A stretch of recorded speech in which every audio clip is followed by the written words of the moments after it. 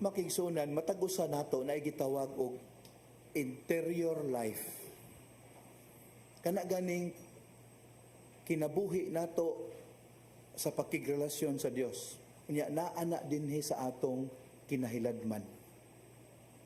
Unya kay di man nato makita ang atong kasing-kasing unsay sulod niini, di pud nato makita unsay sitwasyon sa ato ang interiority of life.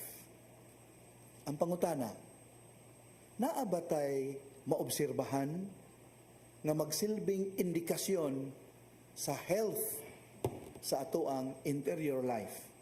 Naa ba'y something external nga ato ang maobserbahan? Matod pa sa Ebanghelyo naa.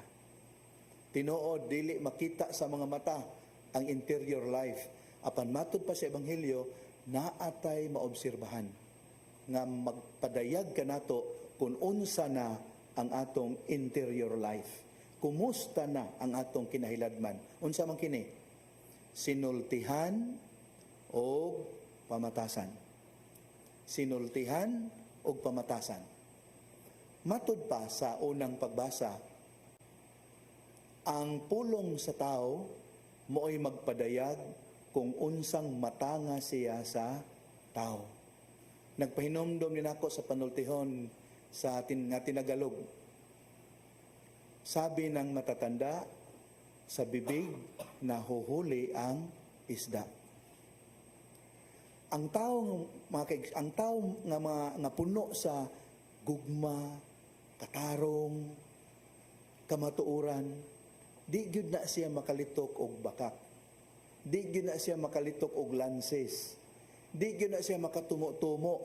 Di gyud na ganahag intriga. Di gyud na ganahan og libak. Kana kung maunay naa sa iyang kasing-kasing. Pero kung ang atong ampay mauni part ni sa atong daily menu, kining paghisgot sa kinabuhi sa uban, nya murag mabuhi ang atong kalag. Kung maghisgot atas kinabuhi sa uban, indikasyon na makaigsuonan, there's something wrong with our hearts. Lahi ang nagpuyo niini.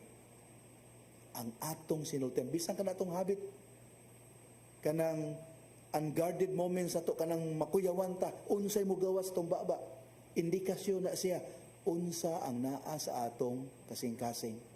Hinumdum lang ko makaigsuonan, seminarista pa ko, dito mi na-assign sa South. Ako lang gimodify gamay ang istorya kay murag dili pwedeng ilitok pwede ni. Panahon sa consecration, seryoso ka, di ba? Hilom kayo ni consecration. Nakabantay sa dito sa altar nga dihay apuhan nga iya man sang gipasagdan tong iyang batang gamay pa kay lakaw-lakaw. Niya ang bata murag padung katumbahon, padung di. Niya ana gitang tigong, gitanaw na po niya iyang apo. Sus ni aksyon ang batag saka sa altar makaigsuonan. Sus pagdaing saka murag katumbahon bagi nakabawi. Ana dugay na hapla gyud ang bata. Sus paghapla sa bata makaigsuonan, madya na hilom kayo. Siyagit and siya peste.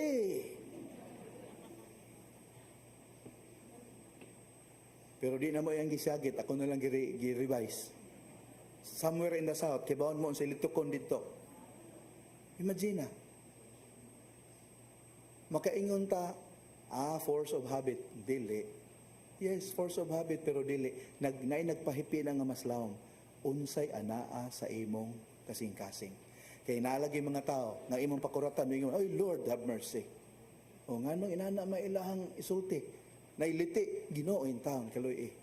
Ngano inana may lang sinultian? Kay lahi ang naa sa ilang kasing-kasing. Ngano di man pamalikas?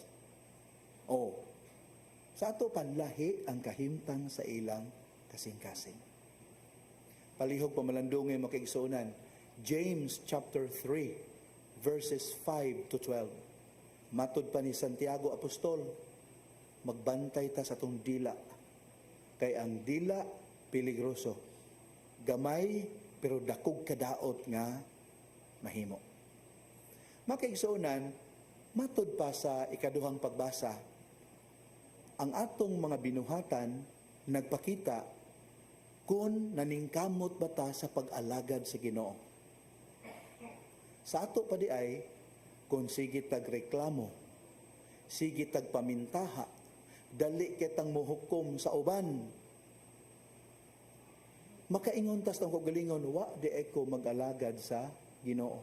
Kundi nag-alagad ko sa akong kaugalingon. Sa akong kaugalingong garbo o sa akong kaugalingong pagpakaaron ingnon.